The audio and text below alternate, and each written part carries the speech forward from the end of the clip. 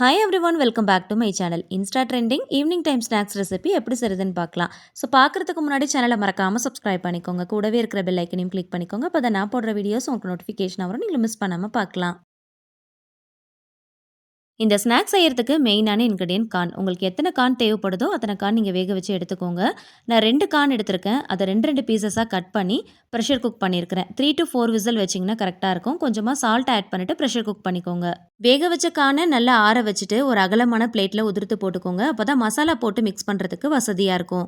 1/4 spoon மஞ்சள் தூள், 1 teaspoon Kashmiri மிளகாய் தூள் சேர்த்துருக்கிறேன். உங்களுடைய காரத்துக்கு ஏற்றா போல் பார்த்து சேர்த்துக்கோங்க. கூடவே 1/4 ஸ்பூன் ஜீரகத்தூள், 1/4 spoon pepper, 1/4 spoon chaat masala, தேவையான அளவுக்கு உப்பு சேர்த்துக்கலாம்.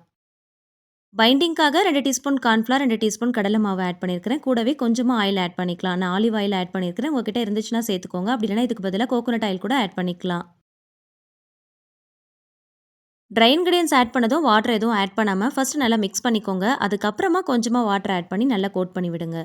வாட்டர் அதிகமாக தேவைப்படாது. கொஞ்சமாக தெளித்து விட்டு நல்லா மிக்ஸ் பண்ணிவிட்டு கோட் பண்ணிக்கோங்க. ஜஸ்ட்டு மசாலாவை நல்லா பைண்ட் பண்ணுறதுக்காக மட்டும்தான் கொஞ்சமாக வாட்டர் ஆட் பண்ணுறோம். கொஞ்சம் தண்ணி அதிகமானா கூட மசாலா சரியாக அந்த கார்னில் ஒட்டாது. பொரிக்கும் போது மசாலா உதிர்ந்து வந்துடும். ஸோ அதனால் பார்த்து கொஞ்சமாக சேர்த்து மிக்ஸ் பண்ணி நல்லா கோட் பண்ணிக்கோங்க.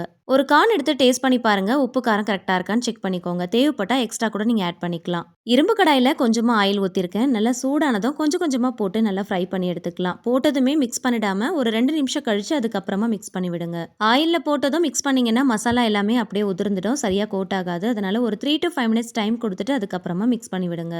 ஹை ஃப்ளேமில் வச்சிங்கன்னா சீக்கிரமாக கலர் சேஞ்ச் ஆகி ரொம்ப கிறிஸ்பியான மாதிரி ஆகிடும். அதனால் பொறுமையாக சிம் ஃப்ளேமில் வச்சு நல்லா ஃப்ரை பண்ணிக்கோங்க.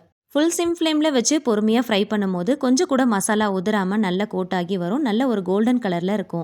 ஆல்ரெடி கார்னை வேக வச்சிருக்கிறதுனால நல்ல மசாலா கோட் ஆகிற அளவுக்கு, கிறிஸ்பி ஆகிற அளவுக்கு ஃப்ரை பண்ணால் மட்டும் போதும். இது செய்யறதுக்கு பேனில் ஒரு கியூப் சைஸில் பட்டர் ஆட் பண்ணியிருக்கிறேன். பட்டர் சேர்த்து பண்ணும்போது டேஸ்ட் ரொம்ப நல்லாயிருக்கும். இதுக்கு டேஸ்ட் கொடுக்குறதே இந்த பட்டர் தான். ஸோ அதனால் பட்டரில் சேர்த்து செஞ்சு பாருங்கள். டேஸ்ட் ரொம்ப நல்லாயிருக்கும். அப்படி இல்லைனா ஆயில் கூட நீங்கள் ஆட் பண்ணிக்கலாம்.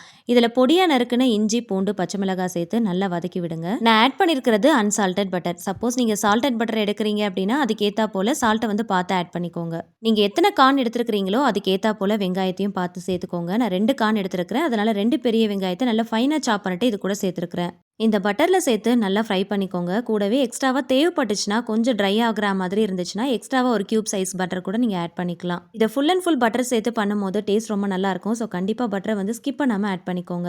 ஃபுல்லாகவே பட்டர் சேர்க்க விருப்பம் இல்லை அப்படின்னா half and half oil plus butter add பண்ணி கூட நீங்கள் பண்ணிக்கலாம். கார்னில் என்னென்ன மசாலாலாம் போட்டோமோ அதே மசாலாவை அகெயின் ரிப்பீட் பண்ணிக்கோங்க. உங்களோட டேஸ்ட்டுக்கு ஏற்றா போல் பார்த்து சேர்த்துக்கோங்க.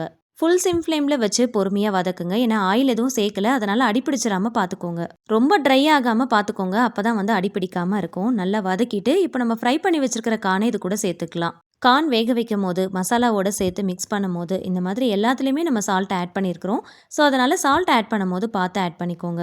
நான் அன்சால்டட் பட்டர் தான் ஆட் பண்ணியிருந்தேன். ஸோ அதனால் எனக்கு சால்ட் சரியாக பத்தலை, அதனால் எக்ஸ்ட்ராவாக நான் ஆட் பண்ணியிருக்கிறேன். ஒவ்வொரு ஸ்டேஜ்லேயும் சால்ட் ஆட் பண்ணும்போது டேஸ்ட் பண்ணிவிட்டு ஆட் பண்ணிக்கோங்க.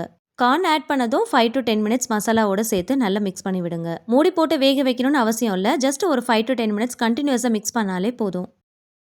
இந்த டேஸ்ட்டை என்ஹான்ஸ் பண்ணுறதுக்காக ஃபைனலாக கொஞ்சமாக லெமன் ஜூஸ் ஆட் பண்ணிக்கோங்க. லெமன் ஜூஸ் ஆட் பண்ணதும் ரொம்ப நேரம் வேக விட்டுட்டோம் அப்படின்னா கொஞ்சம் கசப்பு தன்மை கொடுத்துரும். ஸோ அதனால் ஆட் பண்ணிவிட்டு ஜஸ்ட் ஒரு 2 to 3 மினிட்ஸ் மட்டும் நல்லா மிக்ஸ் பண்ணிவிட்டு ஸ்டவ் ஆஃப் பண்ணிவிடுங்க. ஃபைனலாக சாப் பண்ண spring onion, coriander leaves add பண்ணிக்கலாம். ஜஸ்ட் ஒரு மிக்ஸ் கொடுத்துடலாம்.